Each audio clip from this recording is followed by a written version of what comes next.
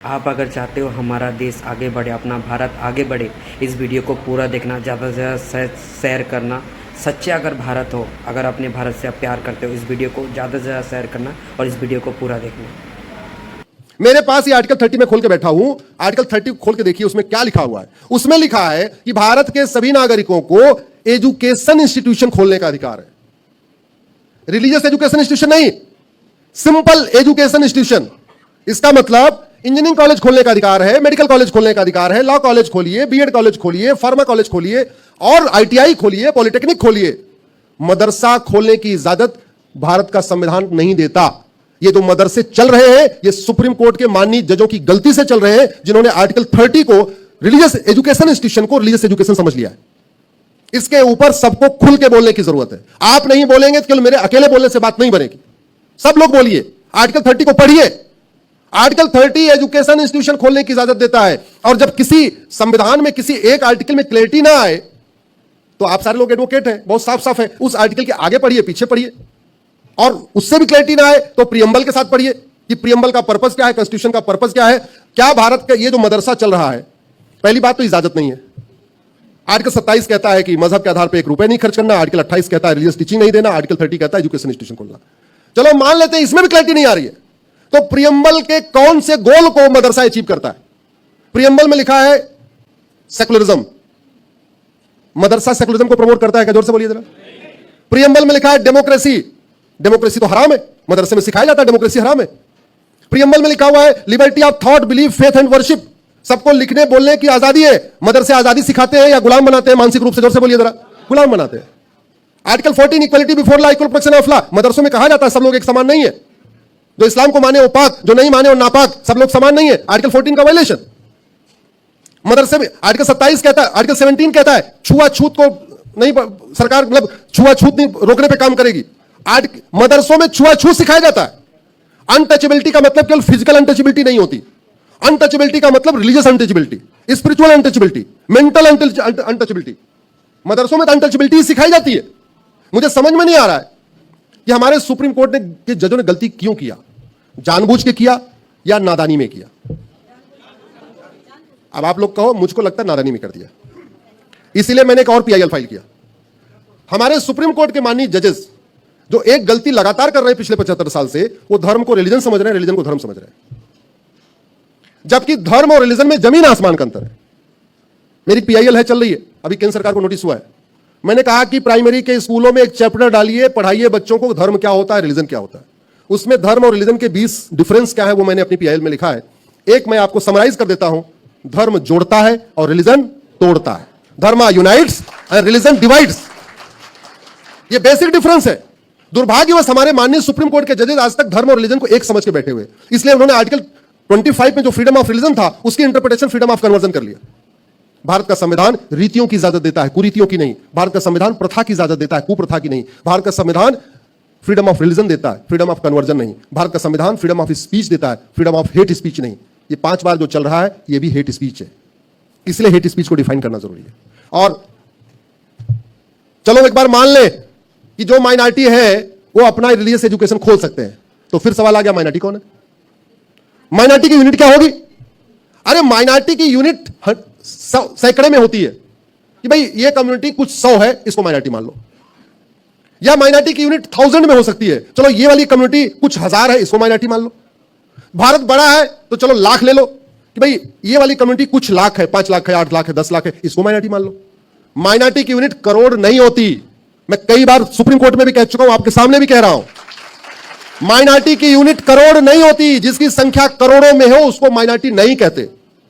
UN कहता है any group और community which is socially, economically, politically non dominant and inferior in population less than 1%। ऐसा समुदाय जो सामाजिक रूप से उसकी कोई वजूद ना हो, आर्थिक रूप से कोई वजूद ना हो, राजनीतिक रूप से जिसका कोई वजूद ना हो, संख्या में नगण्य हो, 1% से कम हो, उसको माइनॉरिटी कहते हैं। यूएन की इसी डिफिनेशन को उठा के एक जैन साहब ने पीआईएल फाइल कर दिया। बाल पाटिल केस बड़ा फेमस केस है। बाल पाटिल पहले मुंबई हाईकोर्ट गए, बोले जी हम तो 1% से कम है, हमको माइनॉरिटी का दर्जा दे दो। हाईकोर्ट ने कहा आपने यूएन की जो डिफिनेशन अडॉप्ट किया है उसमें लिखा तो है 1% से कम, लेकिन उसमें लिखा है socially, economically, politically non dominant. तो बोले जी पॉलिटिकली भी हम नॉन डोमिनेंट है, हमारे कोई सांसद नहीं है। बोले तुम इकोनॉमिकली डोमिनेंट हो, तुम पूरे भारत के अर्थतंत्र पे तुम ही चला रहे हो, इसलिए तुम्हें माइनॉरिटी दर्जा नहीं मिलेगा। वो सुप्रीम कोर्ट तक गए। 2005 में जस्टिस धर्माधिकारी की बेंच ने वो जजमेंट दिया है, 3 जजों की बेंच ने, बड़ा फेमस केस है। उस समय सुप्रीम कोर्ट ने 2005 में कहा यह माइनॉरिटी मेजॉरिटी का कॉन्सेप्ट भारत की विभाजन की फाउंडेशन तैयार कर रहा है। 1947 में रिलीजन के आधार पर भारत का विभाजन हुआ है। अगर यह माइनॉरिटी मेजॉरिटी का कॉन्सेप्ट चलेगा, यह देश को फिर से टुकड़े कर देगा। और जानते हैं 2005 में जजमेंट आया, उनको माइनॉरिटी का दर्जा देने से मना कर दिया, और अगले साल 2006 में माइनॉरिटी फिल्म इंडस्ट्री बन गई। उसके पहले भारत में माइनॉरिटी फिल्म इंडस्ट्री होती नहीं थी। जो यंग जनरेशन, उनको लग रहा है सदियों से माइनॉरिटी फिल्म इंडस्ट्री चल रही होगी। माइनॉरिटी फिल्म इंडस्ट्री पहली बार भारत में 2006 में बनी। इसलिए मैंने इस कानून को चैलेंज किया है कि भारत में यह माइनॉरिटी मेजॉरिटी का कॉन्सेप्ट खत्म होना चाहिए। और उससे भी बड़ा पाप 2012 में हुआ, जब राइट टू एजुकेशन एक्ट बना, तो इसमें लिखा था कि जहां भी 14 साल तक के बच्चे पढ़ेंगे वहां हर जगह लागू होगा। यानी गुरुकुल में पढ़ेंगे, मिशनरी स्कूल में पढ़ेंगे, मदरसा में पढ़ेंगे, जहां पे भी पढ़ेंगे राइट टू एजुकेशन लागू होगा। किसी गुरुकुल ने इसका विरोध नहीं किया, हमको इस कानून के दायरे से बाहर निकालो। किसी इवन मिशनरी स्कूल ने भी विरोध नहीं किया, हमको इस कानून के दायरे से बाहर निकालो। लेकिन जमीयत उलमा हिंद और पर्सनल लॉ बोर्ड ने आंदोलन शुरू कर दिया 2011 में, और 2012 में एकाएक इस राइट टू एजुकेशन एक्ट को बदल के मदरसों को इसके दायरे से बाहर निकाल दिया गया। तो बाकी जहां स्कूल में टीचर के लिए टीईटी अनिवार्य है, टीचर समझते हैं ना, टीचर एलिजिबिलिटी टेस्ट, मदरसों में पढ़ाने के लिए टीईटी अनिवार्य नहीं है। मदरसे चूंकि इस राइट टू एजुकेशन के दायरे से बाहर हो गए, तो नतीजा यह है कि मदरसे में कौन पढ़ा रहा है सरकार ऑडिट नहीं कर सकती, कौन सा किताब पढ़ाई जा रही है सरकार देख नहीं सकती, कौन पढ़ने वाला, कौन पढ़ाने वाला, कहां से फंडिंग आ रही है, कितने पढ़ाने वाले, कितने पढ़ने वाले, सरकार कुछ नहीं कर सकती। और मदरसे में वसुधैव कुटुंबकम सिखाया जाता है क्या? जोर से बोलिए जरा। नारी तू नारायणी सिखाया जाता है क्या? सर्वमंगल मांगल्य सिखाया जाता है क्या? सर्वे भवन्तु सुखिनः सिखाया जाता है क्या? नहीं, मदरसों में पाक नापाक सिखाया जाता है, हराम हलाल सिखाया जाता है। भारत का त्योहार मनाना हराम है। भारत के जो जो जो लोग कन्वर्ट नहीं हुए उनके साथ बैठना मिलना हराम है। आप लोग वीडियोस देखते रहते होंगे, क्या क्या ये सब वहीं पढ़ाया जा रहा है। और अभी ऑपरेशन सिंदूर हुआ, तो आपने सुना होगा कि हमारे सेना ने 9 आतंकवादी ठिकाने नष्ट किए। सुना ना आपने? वो आतंकवादी ठिकाना था क्या? वो हाँ, यस, वो आतंकवादी ठिकाना कोई ऐसा ऑडिटोरियम नहीं था। वो आतंकवादी ठिकाना कोई बैंकेट हॉल नहीं था। पाकिस्तान के आतंकवादी ठिकाने का मतलब ही होता है मरकज, मदरसा, मस्जिद। पाकिस्तान में ऊपर मरकज बनी होती है, नीचे आतंकवादी बैठे होते हैं। ऊपर मदरसा चलता रहता है, नीचे आतंकवादी बैठे होते हैं। ऊपर मस्जिद बना देते हैं, नीचे आतंकवादी बैठे होते हैं। तो हमारी सेना जाती है वहां के मदरसों को, मरकज को गिरा के आती है। ऊपर से बम करती है तो मरकज मदरसा गिरता है, नीचे जो बैठे वो भी जाते हैं, प्यारे हो जाते हैं 72 के पास।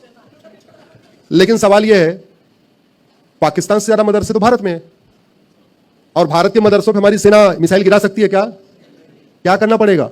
कानून बदलना पड़ेगा, संविधान की सही व्याख्या करनी पड़ेगी, संविधान का कल्चरल इंटरप्रिटेशन करना पड़ेगा, संविधान का पर्पोजिव इंटरप्रिटेशन करना पड़ेगा। बहुत दिक्कतें ये हुई है। हमारे जो शुरुआत के जो जजेस थे सुप्रीम कोर्ट के, चूंकि उनके पेरेंट्स अंग्रेजों के जमाने में बैरिस्टर थे, उनकी पूरी पढ़ाई लिखाई कॉन्वेंट की हुई थी, तो उनको धर्म और रिलीजन के बीच का अंतर नहीं पता। उन्होंने संविधान की व्याख्या थोड़ा ठीक से नहीं किया, भारत के सुरक्षा को ध्यान में रखते नहीं किया। उस व्याख्या को ठीक कराना है, लेकिन उस व्याख्या को ठीक कराने का तरीका है जैसे मुंबई में सारे वकील इकट्ठा हुए हैं, ऐसे सारे जिलों में वकील इकट्ठे हों। तो मैं तो विश्व हिंदू परिषद से कहूंगा, भाई साहब ऐसा कार्यक्रम प्रत्येक जिले में रखिए, एक एक रखिए, सबको जगाना होगा। आज ही आप एक नोडल जो है, एक नोडल किसी को अपॉइंट कर दीजिए कि कम से कम महाराष्ट्र के सभी जिलों में एक बढ़िया अपना, जिस तरीके का आज कार्यक्रम हुआ है सभी में होगा। नहीं तो ब्रिजेश जी को बना दीजिए, कुछ दिन के लिए वकालत छोड़ दो भाई, ये काम करो, धर्म बचेगा तो वकालत वकालत होती रहेगी। बहुत बहुत धन्यवाद, बहुत बहुत आभार। भारत माता की, भारत माता की, भारत माता की। एक बार आप लोग खड़े हो जाइए, एक मेरा नारा लगा लीजिए। ये हमारा नारा है, कर लिया वामपंथियों ने। आपको पीछे पीछे बोलना है, हमें चाहिए आजादी। जोर जोर से बोलना है, पूरे हाथ की एक्सरसाइज करते हुए। गुलामी के नाम से, गुलामी के निशान से, गुलामी की कुरीतियों से, गुलामी की कुप्रथाओं से, गुलामी की शिक्षा से, गुलामी के झूठे इतिहास से, लफ्ज़ जहाज से, धर्मांतरण कराने वाले जमातियों से, धर्मांतरण कराने वाले मिशनरियों से, रोहिंग्या बांग्लादेशी घुसपैठियों से। भारत माता की, भारत माता की, भारत माता की। बहुत बहुत आभार।